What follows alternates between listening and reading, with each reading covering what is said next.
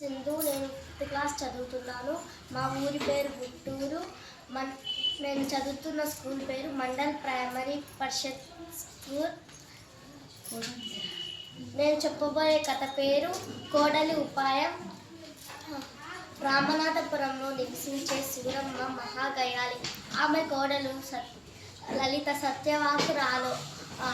కోడలు తనకు తెలియకుండా వంటింట్లో ఏమైనా తినేస్తుందేమో అని సూరమ్మకు విపరీతమైన అనుమానం. అందుకే మాటి మాటికి వంటింట్లోకి వచ్చి చూస్తూ కోడలు ఏమైనా తింటున్నదేమో అని గమనిస్తూ ఉండేది. ఒకరోజు లలిత పక్కింటి ఆవిడతో మాట్లాడుతుండగా ఆవిడ పుల్లని దోశలు ఎర్రకారంతో నంజుకొని తింటుంటే భలే ఉంటుంది అని లలితతో అన్నది. అప్పటి నుంచే లలితకు తను కూడా పుల్లని దోశలు తినాలన్న కోరిక కలిగింది.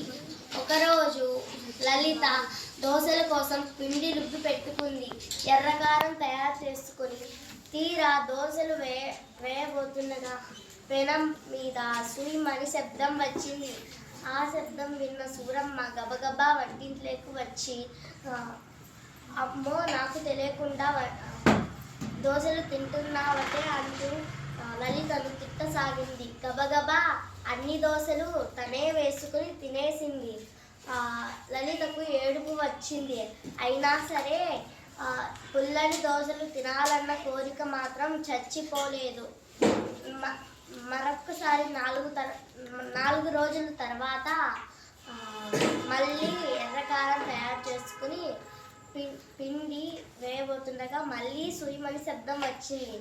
గబగబా సూరమ్మ వంటిట్లోకి వచ్చి చూడగానే, అబ్బే అత్తమ్మ, దోశలు కాదు, పెనం వేడెక్కిందో లేదో నీళ్లు చల్లి చూస్తున్నాను అని చెప్పింది.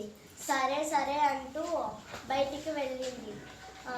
సూరమ్మ ఇలా అనుకుంటుంది, దీనికి పెనం కాలిందో లేదో తెలియాలంటే నీళ్లు వేస్తేనే తెలుస్తుంది. అదే నేనైతే చూపుతోనే కనిపెట్టేస్తాను అని అనుకుంది. 3వసారి కూడా అలాగే శబ్దం వచ్చింది. అయినా సూరమ్మ రాలేదు.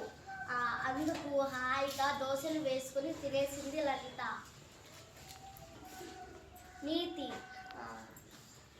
మనకు చిన్న చిన్న కోరికలు ఉన్నా పక్కవారితో ఉపయోగించుకోవచ్చు. క్లాప్స్.